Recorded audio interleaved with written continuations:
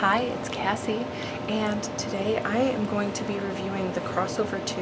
It's a fabric and paper cutting system, and this is a really cool machine. It's super powerful, very strong, so we're going to get started. It's laying on its side right now so I could show you how pretty it is and show you the name of it, but really when you use it, it stands upright like this, okay? It has handles here, okay, on both sides, and it's kind of heavy because it has two really big steel rollers in here, so you can cut some mega things out of this. Really awesome. Thick materials, several layers. This is made for fabric mainly, but you can cut anything out of it, okay? The way that it opens, check this out, pay attention.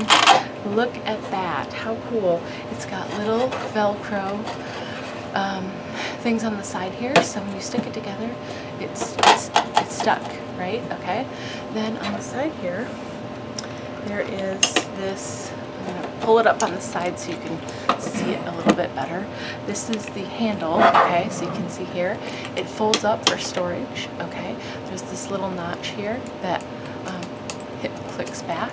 So you open it, it locks into place, and then when you want to store it, you just lift that nozzle, or I'm sorry, that little thing there, and it goes back up into place.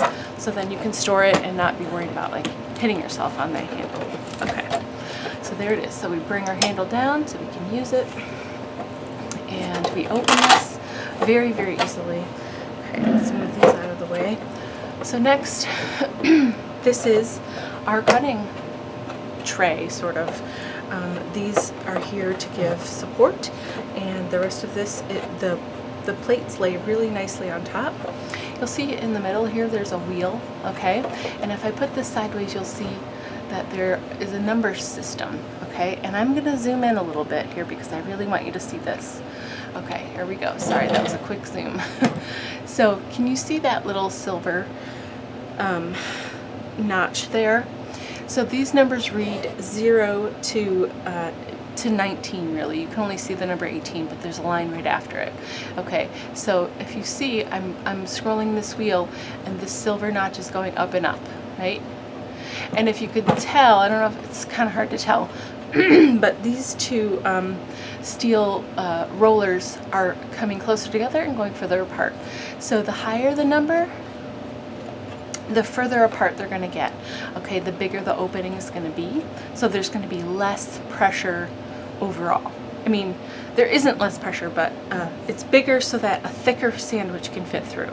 Okay, when I say less pressure and more pressure, that'll make more sense as we're figuring out our combinations, and I walk you through that part. But I just want to show you this dial, and this is how you pick your numbers, and it goes all the way from 0 to 19. Okay, so that's that. So let's get back up. I'm going to zoom back out. Hopefully a little slower. Okay, is that better? Yes, that's better. Okay, so now let me show you the rest of it. So then you get this book with it for the Crossover 2, and the best part about this, the part that I use the most, is they have some nice grids in here that give you settings and layers for the different types of media that you'll use. So you see I've already written in here a little bit when I was playing around, and look at all of the different media that you can use. And this is for fabric. And the next page, they have some paper die settings and some embossing settings, steel rule die settings again. I would highly recommend when you get this and you start playing with it that you get a scrap piece of paper and whatever you want to cut out and run some tests first, just to make sure it's the right setting for you and for the materials and the media that you're using, okay? Because they can be a little bit different than what they've recommended. That's just a general guide, okay? All right, so the next thing you get are 3 sandwich plates. So the first one is really thick, okay? And it's opaque white. It's got a little, let's see if I can show you. Can you see it? Let's see. Oh, there you go. So you see how it's not straight up and straight this way? It's got a little like roll on the end. Both sides have it. Let me see. Can you see it here? Yeah. So that is just so as it's going in the machine, it's gently accepting it, right? Instead of having that hard line right away. So those always want to be up. Okay, you don't want it to be down so you have this hard edge. So just make sure this plate is always facing this way. And really, honestly, for most of what you're going to cut, this is just going to sit on the bottom here and never move. Okay? All right, now I can move this over a little bit so we have the whole thing in view here. Okay, so then the other two plates, the next plate that we're going to talk about is the metal plate. And you can see I've used mine a little bit here. This is the one that you put the cutting side of the die facing. Okay, so you're either going to put it down and put a die, where's my die? I'll talk about this die in a minute, but this is the cutting side of the die. You can see the ridge that's facing up. So you're going to put your media, and then you're going to lay this down so it's cutting into that metal. Okay, and you would do this, you do it this way for intricate dies or things that, you know, are kind of would have like a fussy cut. For regular dies like this that don't have a lot of intricacy, you would lay it on the opaque white mat facing up, so this cutting part is facing up now. And then I would put my media surface, right, whatever I'm going to cut into on it, and then put the metal plate. So just always think of it as cutting into the metal plate, whether the plate goes down with this on top of it, or whether this goes down and then the plate's on top of it. Okay, does that make sense? Let me know if you have questions about that. So then, either way, whether this goes on top of it or on the bottom, then this clear plate goes on top of that. Okay? And that's it. The next important step before you start rolling is to make sure that you have rolled your reel and set it to whatever number you want to set it to before you put your sandwich in here. Don't put your sandwich in and then start rolling, okay? That's just not good for your machine. Okay, so that's an important step that you want to remember. Okay, so now we know all the pieces. Let's do a little bit of cutting. So first I want to talk to you a little bit really quickly about this die. So this die is from the Crafter's Edge, and that's what this machine is from too. This is from the same company, and the Crafter's Edge makes fabric dies mainly for quilting and different sewing projects. You of course can use this on any media. You can use it on paper. I cut out corrugated cardboard with it. This is a really cool pattern. You can cut out anything, but it was made originally for fabric. Okay, so just so you know that. The size of this die is 6 by 5. Okay, and then there's a small circle that comes in here too. Excuse me. And I leave it in here because I don't want to lose it. Excuse me, my throat is dry. Okay, so you get that little circle. We're going to leave him in there because I really don't want to lose him. Alright, so then what you're going to do, so since this was made for fabric, and we've already cut, well, most of us have already cut with paper loads and loads of times, right? And maybe you haven't cut with fabric that much. Maybe it's kind of new to you. Maybe you cut with fabric all the time. I want to show you a couple different, I want to show you how to use the machine and then a couple of different types of fabric that I've been playing with and using. So because this is not an intricate die, I'm going to lay it down flat here, okay? I'm going to put this plate on the side. And then if you see on my guide here, it tells me, okay, first let's do this craft felt, okay? Just thin, regular craft felt from the fabric store, okay? So I've got craft felt. Okay, let me get closer here so you can see. Craft felt, and it tells me a setting of 7 for 3 layers. Sorry, I'm trying to read it and show you. Okay, you see that? Craft felt 7 and 3. Well, I'm doing 1 layer, okay? So I had to play with it to figure out what setting it should be at, and this is what I came up with. Okay, so then we're gonna do craft felt on setting 3 with 1 layer.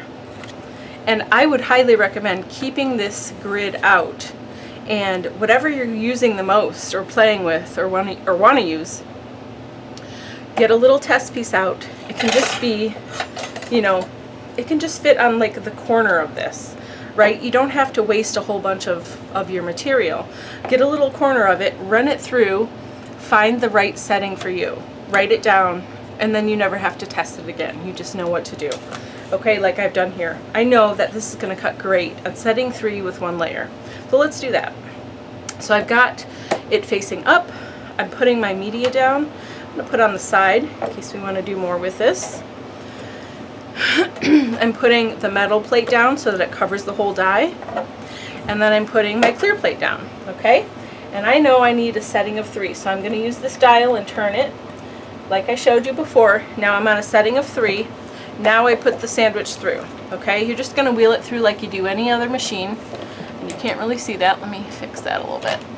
Now I also like to, I start to push it through with my hand here, and then I move my hand and set it down here just to kind of help hold it in place, okay? So the machine's not moving around all over the place. Okay, so there we go. So we've run it through. Oops, not all the way. So I'm going to bring it back over here. It's a little easier to see for me on this side. I'm getting shocked because it's really dry in my house. It's winter and there's not a lot of moisture. Okay, so look at this. Ready? Just like that, we have an awesome felt piece cut out of that die. And there we go. Setting 3 with 1 layer. It's perfect. It has crisp edges. Okay, very cool. All right, let's try something else. So that's 1 layer. Well, anything can do 1 layer, right? This touts that it can do like up to 7 layers of certain kinds of fabric, like thin fabric. So I don't have 7 layers here, but I've got this cute little unicorn fabric that a friend gave me. It's very wrinkly, but that's okay. We're going to use it. I'm going to fold, so I've got 1 big piece, okay? And I folded it in half. So now I've got 2 layers. I'm going to fold it in half one more time, and we're just going to do 4 layers. This probably won't fit completely on here. Ooh, it's close. Oh, yay. Okay. Let's see what we get, okay? All right, so I'm putting my metal plate down, and then I'm putting my clear plate on top. And before I feed this through even a little bit, it's still not in there, okay, just so you know. Maybe the camera angle can't tell, but okay, so then we're going to come up here, and I'm saying that this is standard quilt fabric because it's not super thin, okay? So this said setting 4 or 5 for 6 layers. Well, I've only got 4 layers, so I did a little testing and found that setting of 4 for 4 layers works pretty well. So now I'm going to change my setting to 4. There, I'm done. That was easy. And then I'm going to give it a little run through, hold it down, and press it through. Or roll it through, sorry. Okay, so we're rolling it through. All right, and I'm going to get shocked again. It's going to be fun. Okay, not too bad. Yeah, oh, there it is. Okay, let's see what we get. I'm just going to hold this in place. Look at that. Holy moly.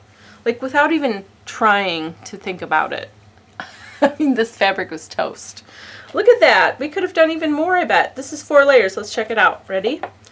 Okay, we have 1, 2, 3, 4. Without even trying. I mean, this was effortless, okay? It was super easy. And this is like a thinlet die. If I can show you close up, okay? Oh, sorry, here we go. See? All of those thinlet dies that you have, this doesn't have a very deep ridge. It's not like a mixed media die, you know, that some people sell. This is a thinlet die, okay? So any thinlet die you have should be able to do this, okay? So think about all of the hundreds of dies that you get for different things, right? Backgrounds and patterns and shapes for animals and all the little fun things that we do. You can cut them out like this. You could do it with paper, you could do it with fabric. Lots of really, really cool things. This machine is very strong, very powerful, and as we can see here, can cut 4+. They're saying 7. I bet you it probably could even do more than that. So this is really cool. One more thing that I did cut out before when I was just playing around, I wanted to show you before I do one last demonstration. Look at, this is a box, like a packaging box, and it is corrugated cardboard. You can't see very well. I don't mind ripping this a little bit. Let's see. Okay, so there you go. You can see it's corrugated cardboard, right? Just a container box that I got something in, and it cut this out. I just did 1 layer, but it cut it out. It's pretty thick. and it cut it out with no problem whatsoever. So very cool. You can cut thick materials with this and have great success. Okay, this is awesome. All right, so the last thing I want to show you real quick before I end the video, and again, if you're interested in me doing more of this, showing you more materials it can cut, or filling in this grid more, maybe I could make a PDF or something with some other settings for some of the different more commonly used media. I'd be happy to do that. Just leave me a comment, let me know that you're interested in that, and then I'll work on it, okay? So the last thing I want to show you real quick, it's under my mess here, is an embossing folder. We all have embossing folders. This is just a regular one. It's not a 3D. You can do 3D, but it's a totally different setting because they're a lot thicker.